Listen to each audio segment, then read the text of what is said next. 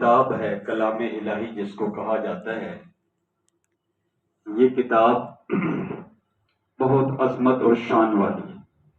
سورہ اعراف کا آغاز اسی سے تھا، اور اس سورت کا اختتام بھی قرآن کی عظمت کے ساتھ ہے۔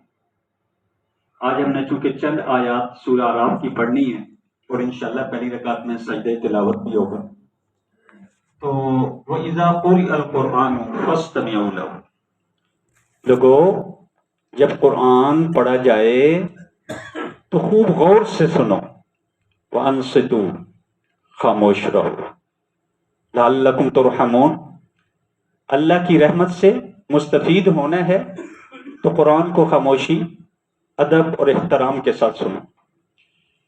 بعض صحابہ کرام رضوان اللہ علیہ مجمعین سے یہ ثابت ہے کہ اس آیت کا حقیقت میں گہرا تعلق ہے نماز کے ساتھ، تو کہ نماز میں جب قرآن پڑھا جا رہا ہو تو اپنے دھیان کو اس طرف متوجہ کرو۔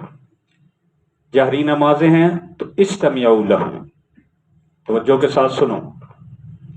سری نمازیں ہیں، ظہر ہے، عصر ہے، وانصتوا، خاموش رہو تاکہ اللہ تم پر کیا کرے؟ رحم کرے۔ اس کے بعد اگلی سورت کا آغاز ہے سورۃ الانفال۔ انفال نفل کی جمع ہے جس کو مال غنیمت کا نام ہے، زائد چیز ہے، اور یہ مال غنیمت اللہ کے راستے میں دشمن سے مقابلہ کرتے ہوئے جو مال ملتا ہے، جو حاصل ہو جائے، جو مل جائے، وہ مال غنیمت ہے، اور وہ اس امت کے لیے حلال قرار دیا گیا، پہلی امتوں میں حرام تھا۔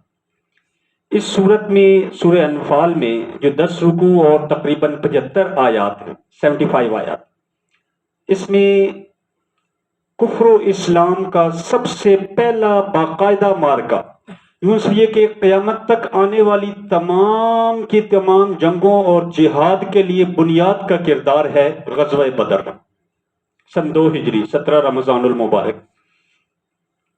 ظاہری اسباب کو دیکھیں، وسائل کو دیکھیں، تو پھر مسلمانوں کی فتح ناممکن تھی۔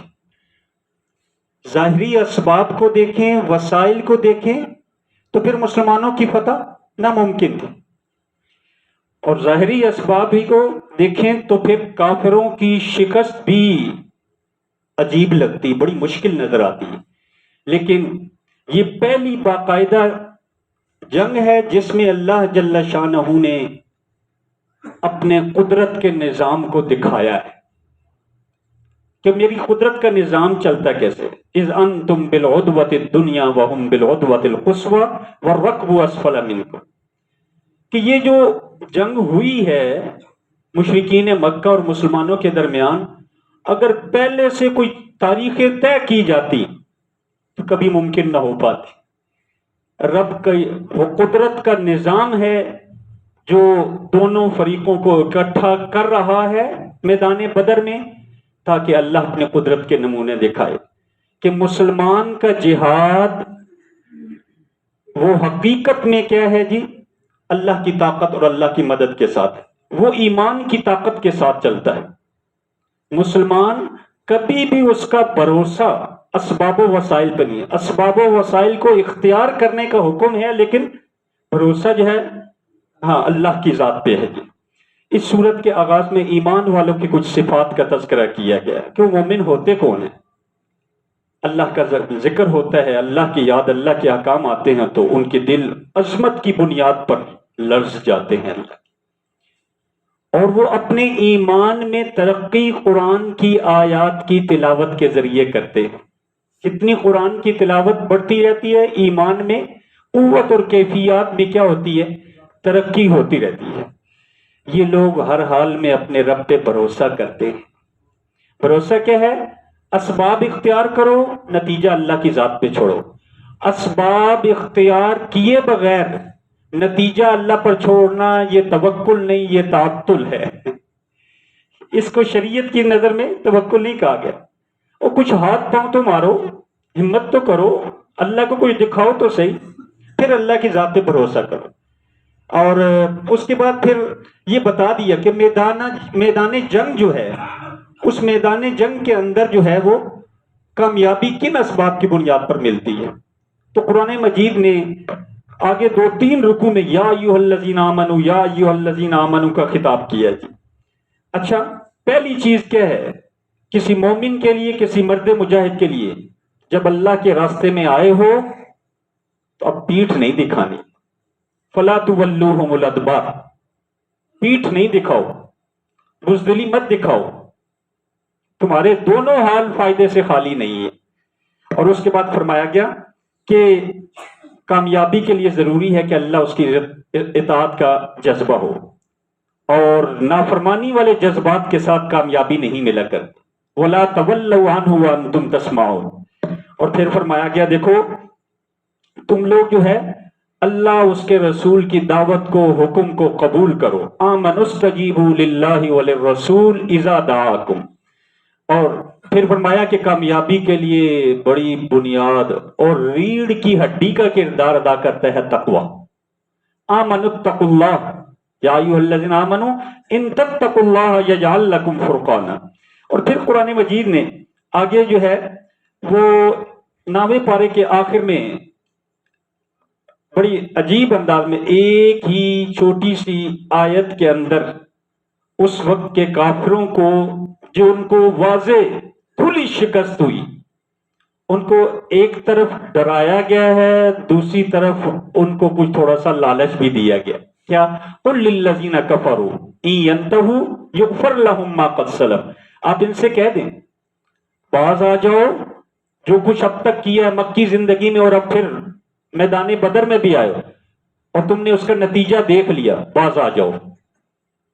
ٹھیک، تو تمہارے لیے اگر تم توبہ کر لو ہم سارا پچھلا معاف کرنے کے لیے تیار ہیں، لیکن اگر آنکھیں دکھاؤ گے جی ہم بدلہ لیں گے، تو کہا پھر وَإِن يَعُودُوا فَقَدْ مَضَتْ سُنَّتُ الْأَوَّلِينَ، پھر ہمارا طریقہ وہ نہیں بدلا کرتا، پھر ایسی ہی پکڑ تمہارے اوپر آئے گی۔ اور پھر کامیابی کے لیے قرآن مجید نے جو ہے وہ اللہ کی مدد کے حاصل کرنے کے لیے بتایا کہ ثابت قدمی جو ہے وہ بہت ضروری ہے۔ اذا لقیتم فئۃ فاثبتوا، کثرت ذکر اللہ کی مدد کے حصول کا بہت اہم ذریعہ ہے۔ واذکروا اللہ کثیرا لعلکم تفلحون۔ اور پھر فرمایا گیا ہر حال میں اللہ اس کے رسول کی اطاعت، اور اس سے بھی اہم چیز فرمایا کامیابی کے لیے یاد رکھو آپس کا اختلاف، آپس کا نزاع یہ کامیابی کو دور کر دیتا ہے، جھگڑو مت۔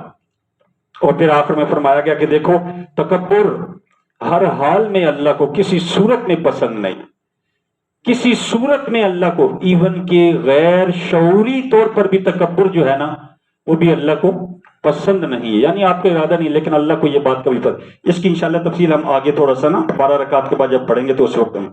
اور قیدیوں سے صلح اور فدیے کا اس کے اندر تھا کہ وہ پہلی دفعہ تھا میدان جنگ میں جو 70 لوگ ان کے قیدی ہوئے تھے، کیا فیصلہ کیا جائے۔ آپ صلی اللہ علیہ وسلم نے چونکہ رحمت للعالمین تھے، آپ نے جو فیصلہ فرمایا تو لیکن اللہ نے آسمانوں سے جس فیصلے کی تائید فرمائی کہ ان قیدیوں کے ساتھ کیا سلوک کیا جائے، وہ حضرت سعد بن معاذ اور حضرت عمر فاروق رضی اللہ تعالیٰ عنہ کی جو رائے تھی اس پر اللہ جل شانہ نے جو ہے وہ ان کی رائے کی جو ہے وہ تائید فرمائی ہے۔ اور اس صورت کے آخر میں اللہ جل شانہ نے مہاجرین اور انصار کی تعریف فرمائی ہے۔ والذین آمنوا وہاجروا وجاہدوا فی سبیل اللہ والذین آووا، ایمان لائے، ہجرت کی، جہاد کی، اور وہ لوگ بھی تعریف کے لائق ہیں جنہوں نے ان کی مدد کی، ان کو ٹھکانہ دیا۔ قرآن کا فیصلہ ہے مہاجرین و انصار دونوں کے بارے میں، اولئک هم المؤمنون حقا۔ لوگوں سچے مومن دیکھنے ہیں تو پھر یہ دیکھ لو، ہم تمہارے سامنے ان کی نشانیاں بیان کر رہے ہیں انشاءاللہ۔ باقی سورہ توبہ جو ہے وہ پھر 12 رکعت کے بعد انشاءاللہ۔ ابھی ہم نے تقریباً 4 رکعت سورہ توبہ کی پڑھی 10ویں پارے میں۔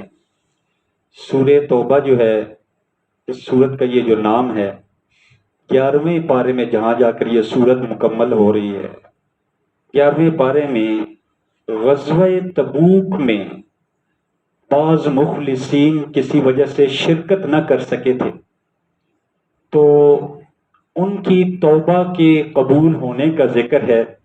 اسی مناسبت سے اس سورت کا نام کیا ہے جی؟ سورۃ التوبہ۔ جزاک۔ یہ سورت جب نازل ہوئی ہے تو یہ یوں سمجھیے کہ یہ سن 9 ہجری کا جو حج ہے نا، 8 ہجری میں مکہ فتح ہو رہا ہے، اور اس کے بعد اگلا سال آ رہا ہے سن 9 ہجری کا جو حج ہے، اس کے آگے پیچھے اس سورت کا جو ہے وہ نزول ہو رہا ہے۔ اب چونکہ مکہ اور یہ علاقہ جزیرہ عرب اب اسلام کا گڑھ بن رہا تھا، اسلام کا مرکز بن رہا تھا، اب لہٰذا یہاں پر ضرورت تھی اس بات کی کہ کفر کو اور کفر سے متعلق جتنی چیزیں ہیں ان کا خاتمہ کیا جائے، اور صاف ستھرا دین اور دین والے لوگ اس علاقے میں آباد ہوں۔ اب جب مسلمانوں کا مکمل کنٹرول ہو گیا مکہ مکرمہ اور ارد گرد کے علاقوں پر، تو اب اس سورت کے ذریعے کچھ اعلانات کیے گئے حج کے موقع پر۔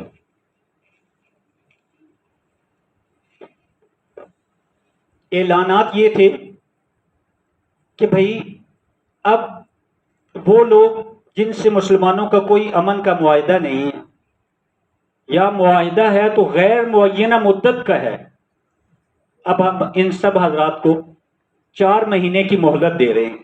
4 مہینے کوئی ان پر ہاتھ نہیں اٹھائے گا، چلو پھرو دیکھو سوال و جواب کرو، اگر دل کو اچھا لگے تو اسلام قبول کر لو، نہیں اچھا لگتا تو جزیرہ عرب کو چھوڑ دو۔ قبول بھی نہیں کرتے اور چھوڑتے بھی نہیں تو پھر مسلمان تم سے جنگ کے لیے تیار ہو۔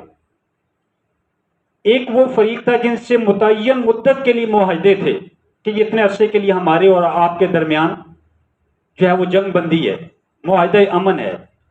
ان کے بارے میں دیکھو اسلام کیسا زبردست دین ہے کہ جب اسلام کو غلبہ بھی ہے لیکن جو معاہدے ہیں اب اپنے غلبے کا ناجائز استعمال نہیں ہے، بلکہ یہ کہا جا رہا ہے کہ بھئی ان کے معاہدوں کی مدت کو پورا کرو، ان کو پورا کرو۔ مسلمان کا یہ کام نہیں ہے، مسلمان کی یہ شان اور مسلمان کی یہ صفت نہیں کہ جو معاہدے کرے اور اس کو توڑے بلا وجہ۔ اور ایک فریق مکہ والوں میں وہ تھا جس نے معاہدہ کیا اور توڑ دیا، جیسے صلح حدیبیہ کا معاہدہ تھا، انہوں نے کیا اور بعد میں خود ہی انہوں نے توڑا۔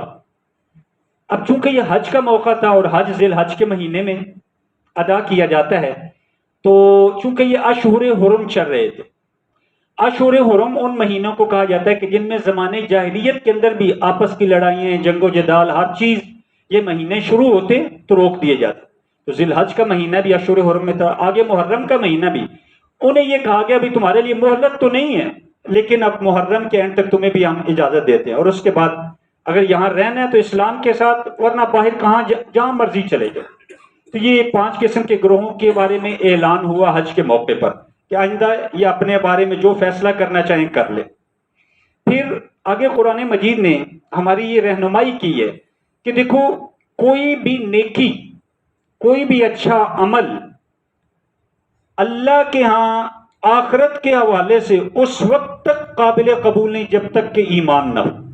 اجعلتم سقایۃ الحاج وعمارۃ المسجد الحرام، وہ حاجیوں کو پانی پلاتے تھے، دیکھ بھال کرتے تھے، خانہ کعبہ کی لک آفٹر کرتے تھے، تو کہتے تھے جی ہم بڑے نیکی کے کام کرتے، تم کیا کرتے ہو؟ تو کہا اچھا اللہ پر ایمان، اس کے رسولوں پر ایمان، تم یہ سمجھتے ہو کہ اس کے مقابلے میں تم یہ چیزیں پیش کرو؟ نہیں، اللہ کے ہاں اگر ایمان نہیں ہے تو کچھ بھی تمہارا یہ قابل قبول نہیں۔ پھر آگے جو ہے وہ قرآن مجید نے غزوہ حنین کا تذکرہ کیا۔ فتح مکہ کے فوراً بعد جو ہے وہ بنو حوازن وغیرہ نے مسلمانوں کے خلاف جو ہے وہ تیاری شروع کی حنین کے علاقے میں، تو رسول اللہ صلی اللہ علیہ وسلم کا بھی مکہ کے اندر ہی موجود ہے، تو آپ صلی اللہ علیہ وسلم کو اس بات کا علم ہوا تو آپ نے 14,000 صحابہ کرام کے ساتھ جانا، فرمایا کہ نہیں ہم پیش قدمی کریں گے، ہم یہاں رہ کر مقابلہ نہیں، ہم باہر نکل کر۔ اس سے نفسیاتی طور پر بڑے اثرات ہوتے ہیں، لہٰذا اس میں بڑی تعداد میں وہ لوگ بھی داخل ہو گئے اس 14,000 کے لشکر میں جو ابھی نئی نئی اسی فتح مکہ کے موقع پر اسلام لائے تھے۔ تو یہ جب لشکر نکلا ہے تو 14,000 کا لشکر، تو ایسے میں کچھ لوگوں کے دلوں پر آ گئی، کچھ لوگوں کے دلوں میں، اور زیادہ تر وہ جو نئے نئے لوگ آئے ہوئے تھے، کہ اچھا اتنی بڑی تعداد کو کون شکست دے سکتا ہے؟ اتنی بڑی تعداد کو، گویا بھروسہ کس پہ کر لیا؟ اپنی فوج پر، اپنی تعداد پہ۔ اور مومن کی کامیابی اس بھروسے پر تو نہیں نا کہ میں بڑا طاقتور ہوں، میرے پاس بڑا اسلحہ ہے، میرے پاس بڑی مہارتیں ہیں۔ نہیں، یہ مومن کی کامیابی کی بنیاد نہیں ہے، یہ تو دنیا کے اسباب میں سے ایک سبب ہے۔ لہذا ایسی صورت کے اندر اللہ کو یہ بات پسند نہیں آئی۔ میں نے ابھی شروع میں کہا تھا نا، جب ہم نے تراویح کے آغاز سے پہلے، کہ یہ بڑا جملہ اللہ کو کسی سے بھی پسند نہیں کبھی۔ اور اس کا یہ چیزیں ایسی ہیں میرے پیاروں کا، انسان دنیا میں اس کے انجام کو دیکھتا ہے، کچھ چیزیں وہ جو آگے جا کے جن کے انجام ملے گا، لیکن یہ بڑے بول بولنا اور اپنے آپ کو بہت کچھ سمجھنا اللہ کو کبھی پسند نہیں ہے۔ لہذا کبھی ایسا ذہن مت بنائے، جو کچھ ہے سب اللہ کی عطاؤں سے ہے۔ وہی ہوا، یہ لشکر جب حنین کی وادی میں پہنچا تو وہ بڑی زگ زیگ ٹائپ کی تھی، دائیں بائیں اوپر نیچے اپس ڈاؤن تھی، پتہ نہیں چلتا کہ سائیڈ پہ کہیں آگے کہیں تو پورا جو ہے وہ گروپ جو چھپا ہوا ہے۔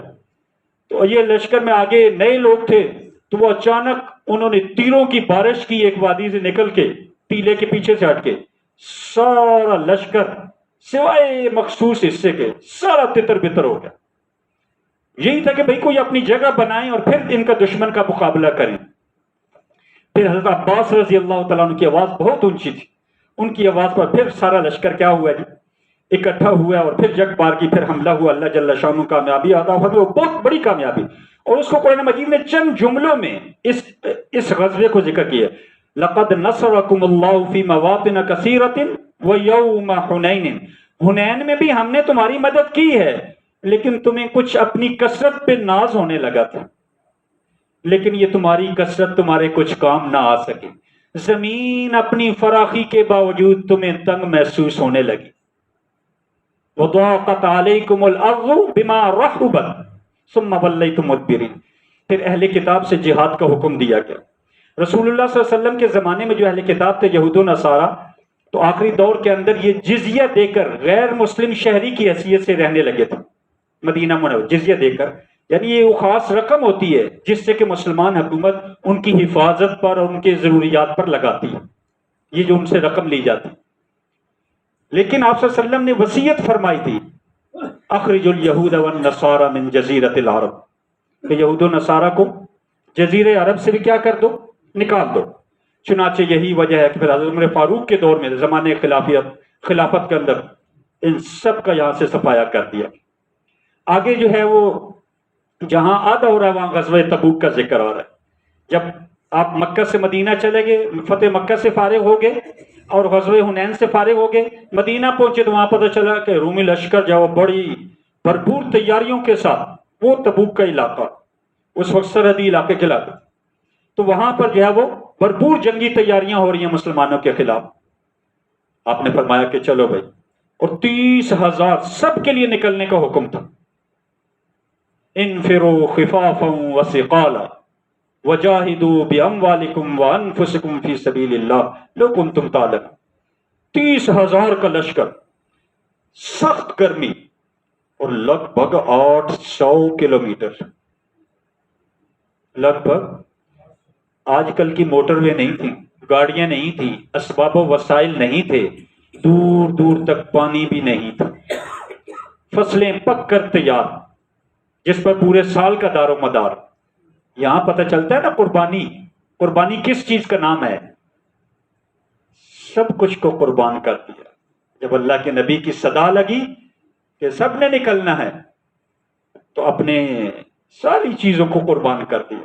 اس کا تذکرہ ان رکوع کے اندر منافقین کا بھی تذکرہ کہ ایسے موقع پر منافقانہ ذہنیت والے لوگ جب قربانی کا موقع آئے گا تو وہ آگے پیچھے ہو جائیں گے، بہانے بنائیں گے اور مختلف عذر پیش کریں گے اور سائڈ پر ہو جائیں گے۔ اس کا قرآن مجید نے پوری تفصیل کے ساتھ تذکرہ کیا ہے. اسی ضمن میں آگے قرآن مجید نے زکوٰۃ کے مستحق کون لوگ ہیں ان کا تذکرہ کیا. زکوٰۃ کنہیں دی جا سکتی؟ 8 مصارف قرآن مجید میں 2-3 کا ذکر کرتے تھے جو عمومی طور پہ فقراء اور مساکین. ایک تو وہ طبقہ جس کے پاس کچھ ہے ہی نہیں، ایک وہ جس کے پاس ہے لیکن اتنا ہے کہ گزارا بھی بہت مشکل ہوتا ہے، المساکین. تو کہا بھائی مسلمانوں کا حق بنتا ہے کہ بھائی اپنے ان بھائیوں کی کیونکہ زکوٰۃ صرف مسلمانوں ہی میں مستحقین میں تقسیم ہوگی، غیر مسلموں میں زکوٰۃ نہیں تقسیم ہو سکتی. ٹھیک، تو ان کی مدد کرو. الفقراء والمساکین والعاملین علیہا والمؤلفۃ قلوبہم، وہ لوگ جو نئے نئے اسلام میں داخل ہوئے اور حالت ان کی کمزور ہے اور چاروں طرف سے ان کو حالات بھی گھیرے ہوئے ہیں، اندازہ ہے کہ کہیں یہ دوبارہ سے پھر کفر کی طرف نہ لوٹ جائیں، کچھ حالات بھی پتلے ہیں، تو فرمایا ان کی کچھ مدد کرو زکوٰۃ کے ذریعے تاکہ یہ اپنے دین پر جم جائیں اور قائم رہیں. وفی الرقاب والغارمین، مقروض لوگ اپنے ارد گرد میں دیکھو جنہوں نے اپنی ضرورت کے لیے کہیں سے قرضہ اٹھایا، اس کو اتارنے کی ہمت نہیں ہو پا رہی، وہ اتارتے ہیں تو گھر کا خرچہ نہیں چلتا، گھر کا خرچہ چلاتے ہیں تو قرضہ نہیں اترتا. تو بھائی والغارمین، ان کا خیال کرو. فی سبیل اللہ، مجاہدین کی مدد. بھائی یہاں کیسے پرسکون ہو کے بیٹھے ہیں جو اپنا سب کچھ پیش کر رہے ہیں. دیکھو نا وہ غزہ کے مجاہدین کو دیکھو، کیا استقامت ہے. میں سلام کرتا ہوں یا کتنی استقامت اور کتنے عرصے سے جو ہے وہ، اللہ اکبر، کتنا عرصہ ہو گیا ہے. وہ دیکھو 47 کے بعد سے معاملات شروع ہو گئے تھے اور جمے ہوئے ہیں وہ لوگ.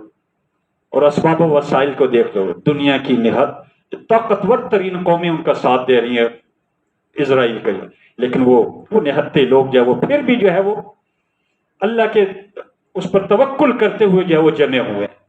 تو بہرحال مجاہدین کو بھرپور انداز میں ہم کم از کم اتنا تو کریں، کم از کم ان تک کچھ تو ہم پہنچا دیں، اپنے ایمانی جذبات کا کچھ تو اظہار کریں. یہاں ہمارے ساتھی الحمدللہ ہم کچھ نہ کچھ یہاں پہ کچھ اکاؤنٹس ہیں ایسے جو ہمارے بڑے صاحب تقویٰ لوگ کراچی کے حضرات ہیں، دارالعلوم کراچی، اور وہاں تو وہ وہاں سے مختلف ذرائع سے وہ پہنچاتے ہیں. تو الحمدللہ کچھ ساتھی متوجہ بھی ہیں. تمام احباب سے میں درخواست کروں گا بھائی رمضان المبارک کا یہ مہینہ ہے، ہم اپنے ان بھائیوں کا بھرپور انداز میں جائے، اس لحاظ سے تو ہم ان کی مدد کر سکیں. اتنی تو ہم کریں نا، اتنی تو ایمانی غیرت کا ہم کچھ نہ کچھ اس کو جگائیں ہم لوگ. تو بہرحال اسی طرح فی سبیل اللہ میں مدارس آتے ہیں جہاں دین کی نشر و اشاعت کا کام ہے، بھرپور انداز میں ان کی کیا کیا جائے. ابن السبیل، مسافر جو ہے وہ راستے میں اگر ضرورت پڑ گئی ہے تو اس کو جانا. اس طرح یہ 8 کے قریب مصارف میں 2 میں نے چھوڑ دی ہیں، باقی بہرحال یہ ضروری ہے. اور آخر میں پھر قرآن مجید میں اور بہت تفصیلات ہیں، لیکن بتایا کہ بھائی منافق کی بخشش نہیں ہے، منافق کی بخشش نہیں. اندر کفر ہے نا، ظاہری کلمہ وہاں پہ کچھ نہیں ہے، کفر چھپا ہوا ہے. تو فرمایا ان تستغفر لهم 70 مرة فلن يغفر الله لهم. اور پھر ساتھ ہی آگے وہ ذکر بھی کیا کہ بھائی رسول اللہ صلی اللہ علیہ وسلم دلجوئی کے لیے عبداللہ بن ابی ابن سلول کے جنازے کے لیے کھڑے ہوئے تو وہیں پر جو ہے وہ وہی ہے ولا تصلی علی احد منهم مات ابدا. بھائی اے میرے پاک پیغمبر، نہیں آپ اس کے نماز جنازہ نہ پڑھائیے. یہ تو اس نے زندگی بھر مدنی دور کے اندر آپ کے خلاف، مسلمانوں کے خلاف جو حرکتیں کی ہیں، جو اپنے نفاق کو ظاہر کیا ہے، یہ اس بات کا مستحق نہیں ہے کہ آپ جیسی عظیم ہستی اس کے جنازے کو پڑھائے. باقی انشاءاللہ